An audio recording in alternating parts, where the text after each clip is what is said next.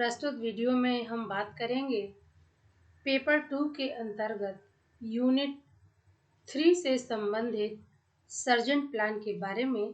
तो इसके पूर्व के वीडियो में हम लोगों ने सर्जन प्लान के महत्वपूर्ण बिंदुओं पर बातें की थी, चर्चा की थी। तो आइए जो बचे हुए महत्वपूर्ण भाग हैं, अंश हैं, महत्वपूर्ण बिंदुएं हैं, तो आज हम उन पर बात करेंगे।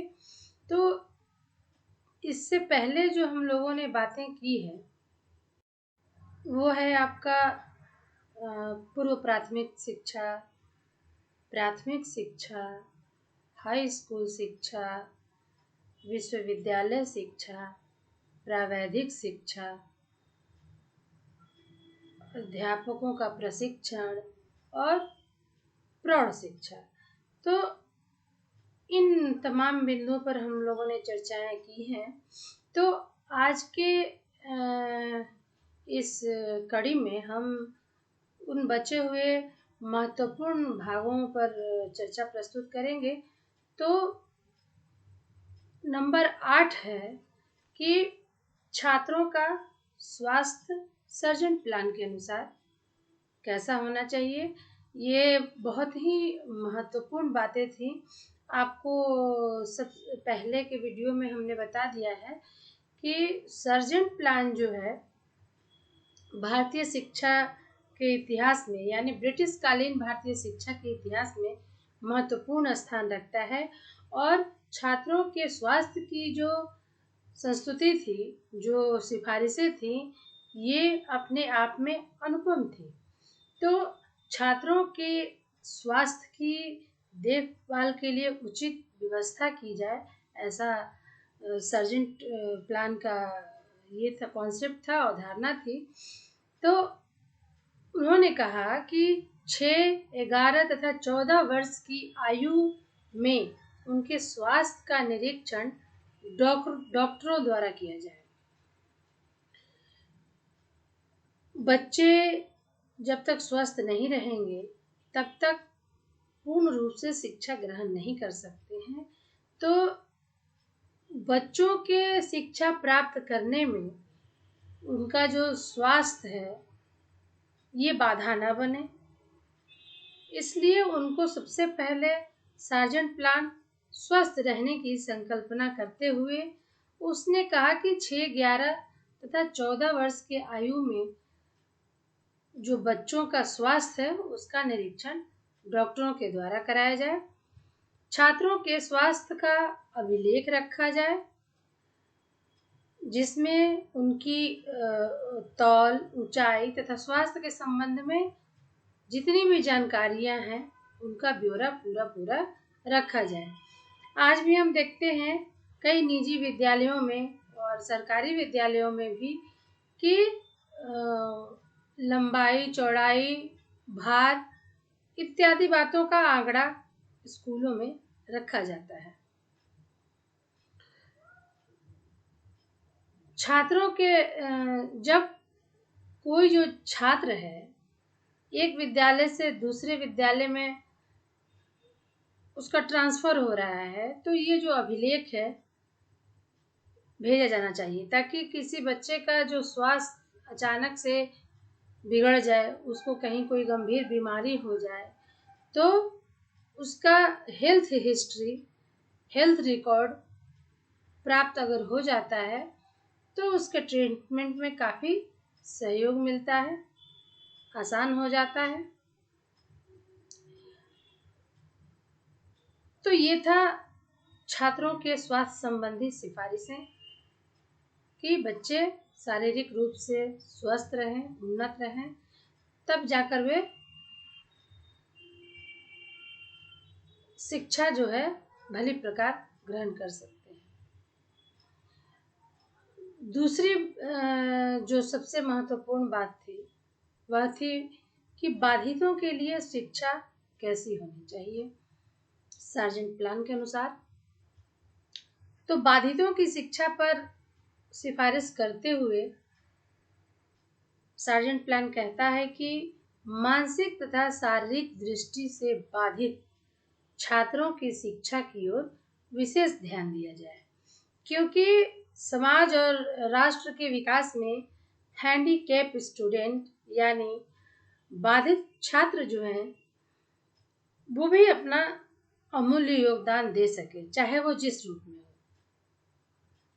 इसके लिए विशिष्ट विद्यालयों की स्थापना की जाए, जहां वे कोई उत्पादक कार्य सीख कर अपने जीवन का निर्वहन कर सके। जैसे मान लीजिए उन्हें रस्सी बुनना ही आ गया, उन्हें सिंगिंग करना ही आ गया, उन्हें स्टोरी टेलिंग का ही आर्ट आ गया, यानी अगर वो देख नहीं सकते हैं, सुन नहीं सकते हैं, तो इन बाधाओं के बाद भी वो उनमें जो एबिलिटी है, विशेष विद्यालयों के माध्यम से उनके अंदर विद्यमान विशिष्ट गुणों को बाहर निकाला जाए और बच्चों को आत्मनिर्भर बनाया जाए। ऐसे बच्चों को, ये बाधित बच्चे परिवार के लिए, राष्ट्र के लिए बोझ ना बने। ये बहुत ही सुंदर संकल्पना थी सार्जेंट प्लान की। तो बाधितों की शिक्षा के संदर्भ में बात करते हुए सार्जेंट प्लान कहता है कि इन विद्यालयों के अध्यापकों के प्रशिक्षण के लिए विशेष संस्थाएं स्थापित की जाए। बिल्कुल सही बात थी कि अगर बालक विशेष हैं तो अध्यापक भी विशेष रूप से प्रशिक्षण प्राप्त किए हुए ही होना चाहिए, ताकि इन बच्चों को वो उनकी खूबियों को पहचान कर उनका समुचित विकास कर सके। अब मान लीजिए हम अभी देखते हैं कि अंधे जो बच्चे हैं, जो दृष्टिबाधित बच्चे हैं, उनके विकास के लिए मतलब वो पढ़ लिख पाए, ब्रेल लिपि का अलग से विद्यालय होता है और जहाँ दृष्टिबाधित बच्चे का नामांकन होता है और वे वहीं अपना पठन पाठन कर शिक्षा ग्रहण करते हैं। तो इस तरह की तमाम बातें सार्जेंट प्लान में कही गई कि बाधित बच्चों के लिए विशेष शिक्षा की व्यवस्था की जाए। उसके बाद वे कहते हैं कि विनोदात्मक तथा सामाजिक क्रियाएं भी होनी चाहिए भारतीय शिक्षा पद्धति में। तो इसके लिए उन्होंने रिपोर्ट में छात्रों के लिए कहा कि विनोदात्मक तथा सामाजिक क्रियाओं के महत्व पर अधिक ध्यान दिया जाए और विद्यालयों में इसकी समुचित व्यवस्था करने पर विशेष रूप से बल दिया जाए। तो ये जो समुचित रूप से व्यवस्था की बात थी, तो उसके अंतर्गत भी बहुत सारी बातें थी। तो आइए हम एक एक करके उन बातों को देखते हैं। तो समुचित व्यवस्था के रूप में उन्होंने कहा कि 11 वर्ष तक के छात्रों के लिए बालचर, जूनियर रेड क्रॉस, बागवानी, लोक नृत्य, सामूहिक अभिनय इत्यादि कराया जाए। यानी बच्चे जो हैं वो विनोद प्रियता के साथ और सोशल एक्टिविटीज के साथ अपना विकास कर पाएं, क्योंकि मनुष्य एक सामाजिक प्राणी है और वो समाज में ही रहना पसंद करता है। तो बच्चों को शिक्षा के माध्यम से सामाजिक उत्तरदायित्वों का भान हो, ज्ञान हो और वो समाज के लिए भी उनकी क्या ड्यूटी है इस बात को जाने और उन उत्तरदायित्वों का निर्वहन भी करें। आज हम कई बार देखते हैं को करिकुलर एक्टिविटीज पर बहुत महत्व दिया जा रहा है, तो ये वही ही है। आज हम को करिकुलर एक्टिविटीज में क्या देखते हैं, बच्चों को पाठ्येतर क्रियाओं पर अधिक बल दिया जाता है। बस वही बातें थी। बड़े छात्रों के लिए स्काउटिंग, वाद विवाद, अंतर विद्यालय प्रतियोगिताएं, तरुण गोष्ठियां तथा युवक समारोह आदि का आयोजन किया जाए। इन सभी बातों की अवधारणा आज भी हमारे शिक्षा पद्धति में दिखाई देती है। अगला जो इनका सबसे महत्वपूर्ण सिफारिश था वह था सेवा योजनालय। यानी इसकी सिफारिश इसलिए की गई थी कि भारत में शिक्षित बेरोजगारी जो थी दिन ब दिन बढ़ रही थी। तो इसी के हल के लिए इन्होंने कहा कि सरकार को चाहिए कि स्थान स्थान पर सेवा योजनालय खोलना चाहिए, जिससे भारतीय युवाओं को वो मार्ग प्रशस्त हो जिस पर चलकर वो अपने आप को स्वावलंबी बनाए।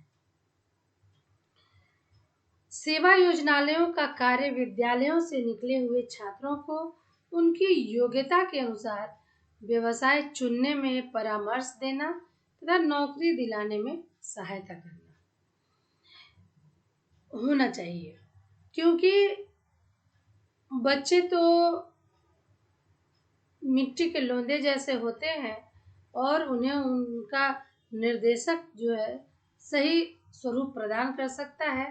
तो इसी बात को ध्यान में रखते हुए सार्जेंट प्लान कहता है कि सेवा योजनालय जो है वह बच्चों को काउंसलिंग करके उनके हिसाब से व्यवसाय चुनने में परामर्श दे और जिसके माध्यम से जो व्यक्ति है उसके अंदर जिस प्रकार की कार्यात्मक क्षमता है, रुचि है, उसके हिसाब से उसका उपयोग करे और अपना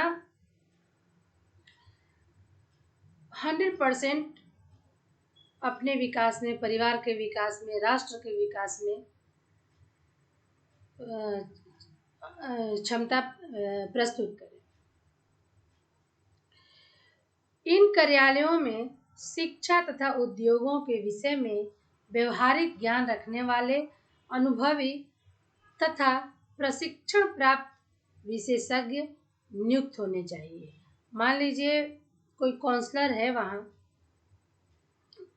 किसी स्टूडेंट्स का काउंसलिंग कर रहा है और उसका खुद ही उससे प्रैक्टिकल नॉलेज नहीं है, तो वो सही दिशा नहीं प्रदान कर पाएगा। इसलिए सार्जेंट प्लान कहता है कि सेवा योजनालय जैसी संस्थाओं में व्यवहारिक ज्ञान रखने वाले और अनुभवी तथा प्रशिक्षण प्राप्त यानी गाइडेंस की ट्रेनिंग लिए हुए व्यक्ति ही वहां नियुक्त किए जाए। भिन्न भिन्न विद्यालयों में अपने स्वयं के सेवा योजनालय होने चाहिए।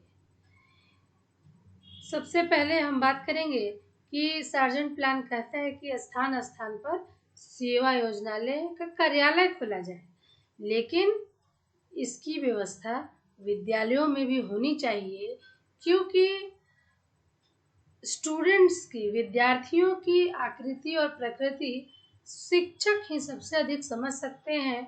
तो ये उनको सही दिशा प्रदान करने में अगर विद्यालय में सेवा योजनालय की स्थापना हो जाती है तो विद्यालय में उपस्थित शिक्षक किसी बच्चे की संपूर्ण जानकारी रखने के कारण उसको उसके सही व्यवसाय के चुनाव में सहायता पहुंचा सकते हैं। तो सार्जेंट प्लान जो है वह विद्यालयों में ही सेवा योजनालयों की होने की बात करता है। शिक्षा प्रशासन के संबंध में बात करते हुए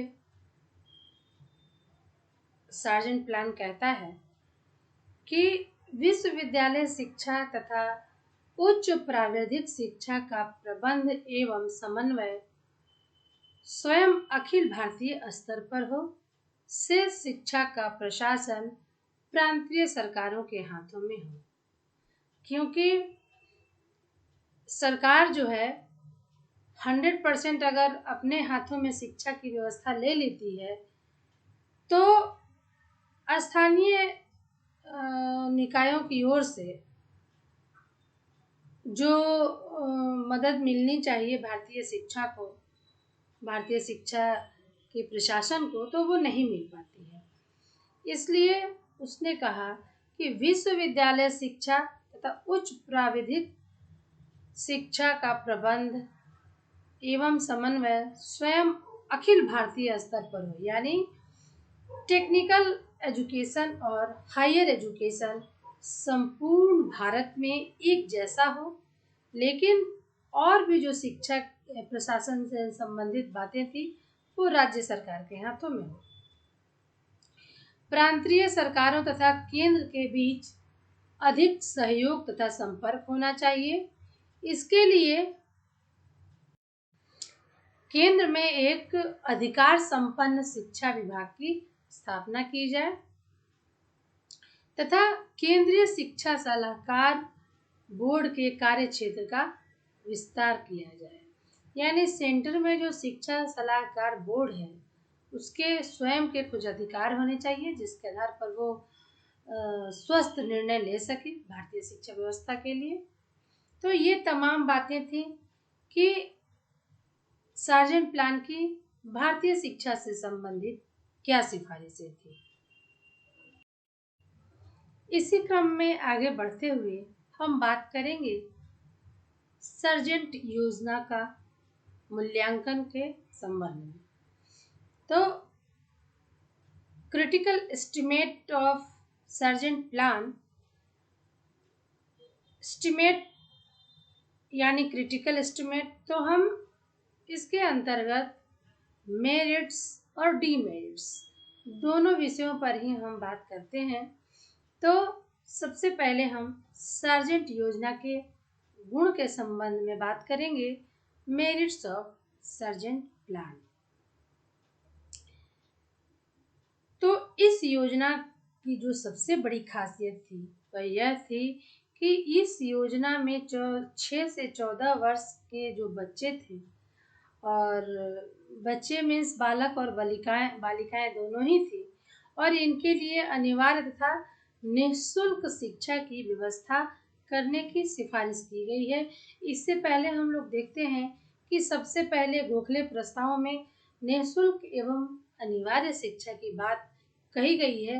हालांकि यह सिफारिश जो थी, गोखले जो प्रस्ताव था उसको खारिज कर दिया गया, उसको अस्वीकृत कर दिया गया, लेकिन ये अवधारणा गोखले जी की ही थी। इस योजना ने भारतीय शिक्षा के एकांगी होने के दोष को हटाने के लिए बहुउद्देशीय पाठ्यक्रम की व्यवस्था की, जिसमें बालकों के भिन्न भिन्न रुचियों का विकास होकर उनका सर्वांगीण विकास किया जा सके। भारतीय शिक्षा के एकांगी होने का दोष से तात्पर्य है कि सिर्फ पढ़ो और सरकारी नौकरी प्राप्त करो, सरकारी कर्मचारी बनो। ये जो बात थी इससे थोड़ा बहुत वंचित कर रही है, बिल्कुल कर रही है। जैसे बाधित थे तो बाधितों के लिए विशिष्ट शिक्षा की बात कही इन्होंने, और सेवा योजनालयों के माध्यम से बच्चों में जो हुनर है, छात्रों में जो हुनर है, उसको पहचान कर उसको सही दिशा प्रदान कर उनका समुचित विकास किया जाए। मान लीजिए किसी बच्चे को व्यापार में रुचि है तो वो कर सकता है। कई विभिन्न प्रकार के कार्य कौशल हैं जिनमें भिन्न भिन्न बालकों की अलग अलग रुचियां हैं, और वो अपनी अपनी रुचियों के हिसाब से अपना विकास करें। तो ये निश्चित ही बहुत ही अच्छी बात थी सार्जेंट प्लान के लिए, जिसके माध्यम से बहुउद्देशीय प्लान हुआ। इस योजना ने भारतीय शिक्षा के पुस्तकीय तथा अव्यवहारिक होने के दोष को हटाने के लिए विभिन्न प्रकार की व्यावसायिक तथा प्राविधिक शिक्षा की व्यवस्था की। इससे विद्यार्थियों को शिक्षा के उपरांत नौकरी के लिए भटकना नहीं पड़ेगा। बच्चों को रोजगार ढूंढने के लिए ये जो सेवा योजनालय हैं उन्हें सहायता पहुंचाएंगे। तो अगली जो सबसे बड़ी विशेषता थी, इस योजना में बालकों के शारीरिक विकास के लिए स्वच्छ विद्यालय, अनिवार्य शारीरिक शिक्षा, स्वास्थ्य परीक्षा तथा निःशुल्क शिक्षा आदि की भी बात कही गई। ये सबसे विशेष था, खास था सार्जेंट प्लान के लिए। बाधित बालकों के लिए व्यावसायिक शिक्षा की व्यवस्था कर उनको स्वावलंबी बनाने का प्रयत्न किया गया है इस शिक्षा प्लान में। तो ये भी अति विशिष्ट बात थी। प्रौढ़ शिक्षा की व्यवस्था करके संपूर्ण समाज को समुन्नत करने का प्रयत्न किया गया है। प्रौढ़ शिक्षा की भी संकल्पना पहली बार थी, तो इसलिए यह भी प्रौढ़ों को शिक्षा देने की बात भी सर्जेंट प्लान का महत्वपूर्ण अंश था, क्योंकि ये जो प्रौढ़ है वो भारतीय जनसंख्या की एक बहुत बड़ी इकाई थे, बहुत बड़ी हिस्सा है। तो ये बहुत बड़ा भाग जो बेकार पड़ा है, निरक्षर बैठा हुआ है, तो इनको शिक्षित कर, इनके हुनरों का विकास कर, इन्हें भी आत्मनिर्भर बनाया जाए, ये भी किसी के लिए बोझ ना रहे। तो ये अपने आप में विशिष्ट बात थी। रिपोर्ट ने अपनी सिफारिशें करते समय बाल मनोविज्ञान का भी ध्यान रखा है। इसी कारण पूर्व प्राथमिक कक्षाओं में अध्यापन कार्य महिला अध्यापिकाओं को सौंपने का सुझाव दिया है, क्योंकि छोटे बच्चे जो हैं वो उनको उनका जो देख रेख करना है, वो चाहे वो घरेलू रूप में हो, चाहे वो एक अध्यापिका के रूप में हो। तो सार्जेंट प्लान की जो सिफारिश थी कि महिला टीचर ही छोटे बच्चों की पढ़ाई की जिम्मेदारी या देखभाल भली भांति कर सकती है, तो ये जो संकल्पना थी ये भी महत्वपूर्ण थी, विशेष बात थी इस रिपोर्ट की। इस योजना में भी अध्यापकों के वेतन से संबंधित बातें कही गई हैं। तो इस योजना ने अध्यापकों के महत्व को स्वीकार करते हुए उनके वेतन आदि में सुधार करने पर विशेष बल दिया है। इसके अतिरिक्त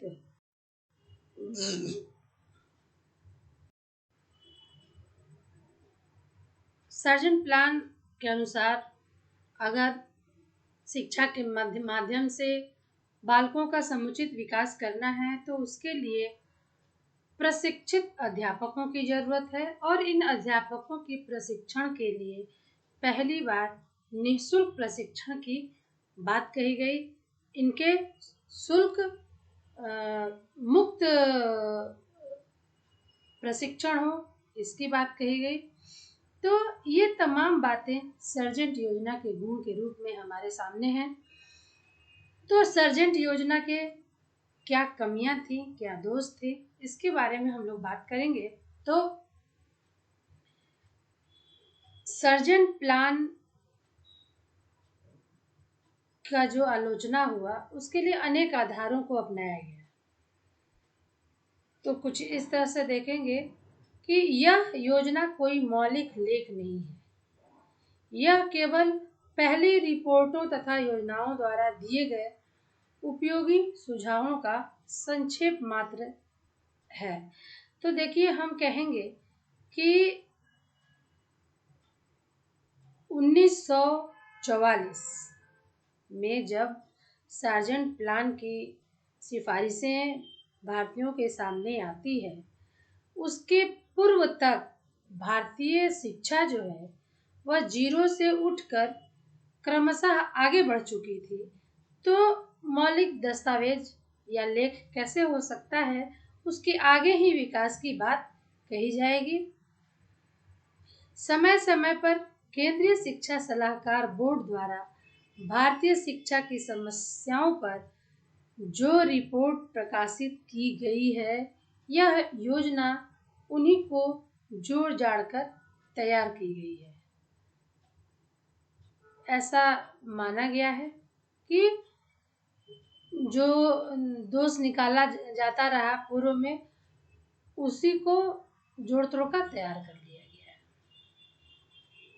यह योजना केवल प्राप्त किए जाने वाले लक्ष्य को ही प्रस्तुत करती है और शिक्षा के विकास का बृहत कार्यक्रम उपस्थित नहीं करती है। ये भी बात सही है कि देखिए, जितनी भी योजनाएं हैं वो अपने लक्ष्य को ही प्राप्त करना चाहती हैं, उसी ओर इंगित करती हैं, उसी ओर इशारा करती हैं। तो ये जो है अपना बृहद कार्यक्रम प्रस्तुत नहीं कर रहा है, तो ये भी एक बड़ा दोष था। यह योजना वास्तविक रूप में राष्ट्रीय नहीं है, क्योंकि इसमें इंग्लैंड की शिक्षा प्रणाली को आदर्श के रूप में प्रस्तुत किया गया है, परंतु इंग्लैंड कभी भी भारत और भारतीयों के लिए आदर्श नहीं हो सकता था, क्योंकि दोनों देशों की सभ्यता, संस्कृतियां, परंपराएं इत्यादि भिन्न भिन्न थी। तो और खासकर उच्च शिक्षा के संदर्भ में तो भारत में कोई भी प्लान आया ब्रिटिश भारत में, तो वो लंदन विश्वविद्यालय को ही आदर्श मानकर यहाँ अपनाने के लिए कहा गया। तो ये भी एक बड़ा दोष था।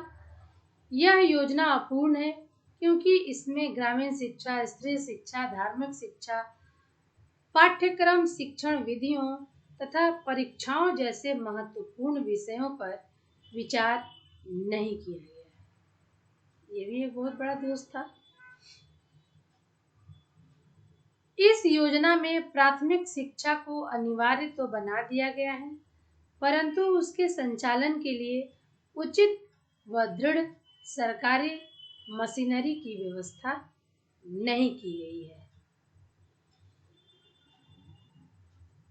अगला जो सबसे बड़ा दोष बताया गया है वह यह था कि इस योजना ने विश्वविद्यालयों में प्रवेश के नियम कठोर बनाकर सर्वसाधारण के लिए उच्च शिक्षा का द्वार बंद कर दिया। इस योजना ने बेसिक शिक्षा योजना के आत्मनिर्भरता वाले पक्ष को स्वीकार नहीं किया, जिसकी कि भारतीय शिक्षा में नितांत आवश्यकता है। बेसिक शिक्षा गांधी जी की शिक्षा पद्धति थी, तो उन्होंने भारत में जो शिक्षा हो बच्चों के लिए बुनियादी कार्यों को अपनाया जाए, जिससे वो आत्मनिर्भर बन सके, स्वावलंबी बन सके, शिक्षा प्राप्त करने में अर्थ की समस्या किसी और के ऊपर बोझ ना बन सके। इसीलिए उन्होंने बुनियादी शिक्षा के बारे में बात कही थी। तो बेसिक शिक्षा को आत्मनिर्भरता के पक्ष में नहीं स्वीकार किया गया इस शिक्षा पद्धति में, तो ये निश्चित ही दोष थी। यह योजना भारत जैसे निर्धन देश के लिए बहुत महंगी है। इसे पूरा करने के लिए 313 करोड़ रुपए प्रति वर्ष व्यय होंगे, तो भारत के लिए इतना धन व्यय करना संभव नहीं है। योजना में इस संबंध में कोई सुझाव नहीं दिया कि शिक्षा योजना के लिए धनराशि की व्यवस्था कहाँ से होगी, यानी प्रांतीय सरकारें करेंगी या फिर केंद्रीय सरकार करेंगी, या फिर कैसे व्यवस्था होगी। भारत में शिक्षा पर व्यय करने हेतु 313 करोड़ की व्यवस्था करनी थी, तो ये कहाँ से होगी, इसकी स्पष्ट जानकारी नहीं थी। तो निश्चय ही यह एक बहुत बड़ा दोष था। इस योजना को पूरा करने के लिए 40 वर्ष की अवधि निर्धारित की गई। ये 40 वर्ष की जो अवधि थी, ये आवश्यकता से अधिक थी। तो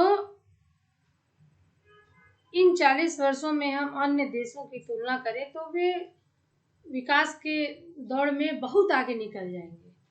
तो ये अवधि जो थी ये निश्चित ही अधिक थी, जो कि सबसे बड़ा दोष था प्लान का।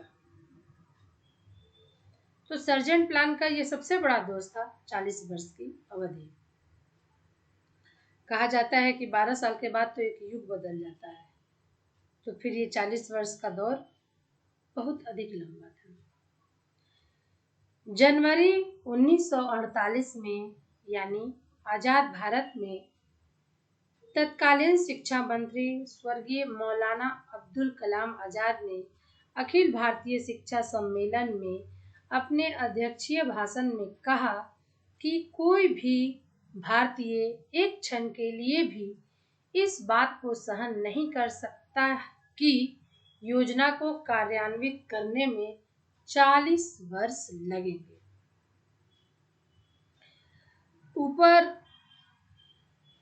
से जो ऑर्डर होता था वही अंग्रेज भारतीय अधिकारी भारत में लागू करते थे। तो अब तक जितनी भी बातें कही गई, सिफारिशें तो सिफारिशें थी, गुण तो गुण ही था। इन तमाम दोषों को अगर दिखाया गया उसके बाद भी यह स्पष्ट है कि सर्जेंट योजना के जो सुझाव थे आधुनिक भारतीय शिक्षा व्यवस्था के विकास में अत्यंत महत्वपूर्ण स्थान रखते हैं। यह योजना आज भी राष्ट्रीय शिक्षा प्रणाली के निर्माण में प्रस्थान बिंदु का स्थान ग्रहण कर सकती है। स्वतंत्रता प्राप्ति के बाद इन 70 वर्षों में हम न तो देश की शिक्षा को उन दोषों से मुक्त कर सके जिनका योजना में उल्लेख किया गया है, और न ही उसको इन गुणों से युक्त कर सके जो इस योजना में विद्यमान है। यदि हमें योजना की अनावश्यक आलोचना न करके योजना की सिफारिशों को उसी समय क्रियान्वित कर दिया गया होता तो हमारी शिक्षा प्रणाली में अनेक दोषों का कोई अस्तित्व होता ही नहीं और हमारी शिक्षा का जो स्वरूप है कुछ और ही होता।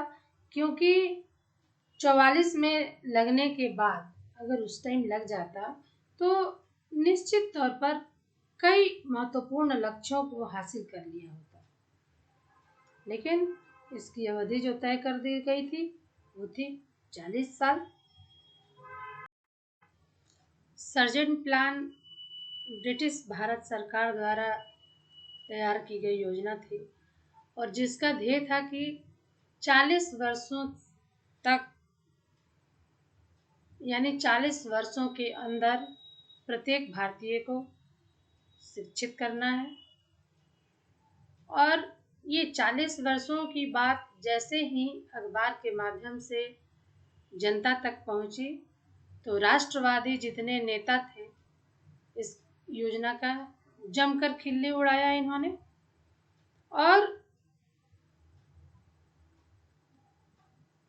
ये आज़ाद भारत का था, परतंत्र भारत का था, तो राष्ट्रवादियों का विरोध किसी न किसी रूप में सामने आता ही था, लेकिन ये गलत नहीं था।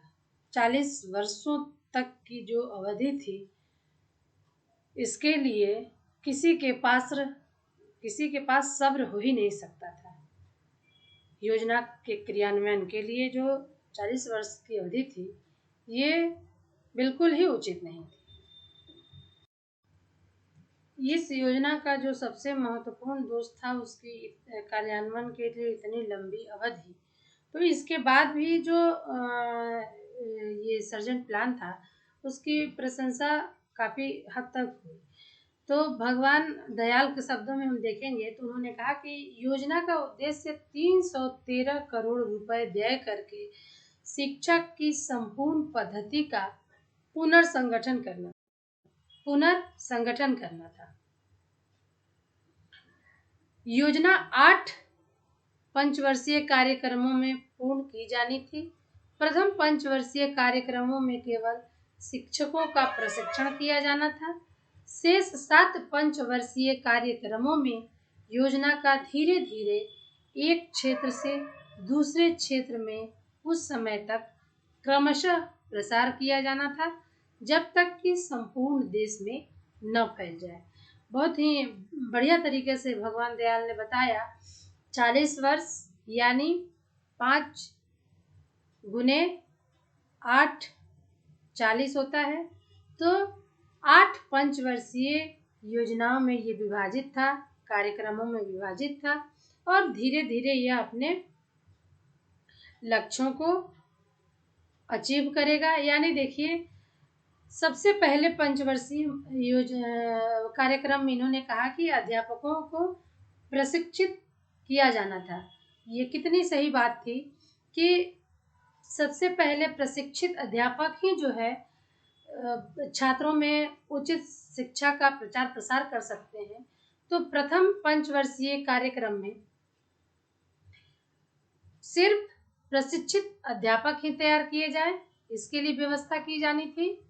और बाकी के 7 पंचवर्षीय कार्यक्रमों में एक के बाद एक, यानी जितनी भी महत्वपूर्ण बातें कही गई थी सिफारिशों में, उसको प्राप्त करना था। इसी क्रम में हम केजी सैयदन महोदय के अनुसार देखेंगे कि उन्होंने सार्जेंट रिपोर्ट के बारे में क्या कहा है। तो उन्होंने सार्जेंट रिपोर्ट के बारे में कहा कि सार्जेंट रिपोर्ट राष्ट्रीय शिक्षा की प्रथम व्यापक योजना है। यह इस धारणा को स्वीकार नहीं करती है कि भारत शिक्षा के क्षेत्र में अन्य राष्ट्रों से सदैव निम्नतर स्तर पर रहेगा। यह इस विश्वास पर आधारित है कि अन्य देशों ने शिक्षा के क्षेत्र में जो सफलता प्राप्त की है, उसे प्राप्त करने की इस देश में भी पर्याप्त क्षमता है। और ये भारतीय राष्ट्रवादी नेताओं के लिए भले ही 40 साल परिहास का विषय रहा हो, परंतु इस योजना ने 40 वर्ष का जो समय लिया था, सोच समझ कर लिया था अपने हिसाब से, लेकिन 40 वर्ष तक धैर्य रखना ये भारतीयों के बस के बात नहीं थी। तो इस प्रकार हम कह सकते हैं कि इस योजना ने, इस रिपोर्ट ने जितने भी लक्ष्यों को तय किया, वो सब अपने आप में विशिष्ट थे। तो सर्जेंट प्लान के संबंध में आज के इस अंक में बस इतना ही। धन्यवाद।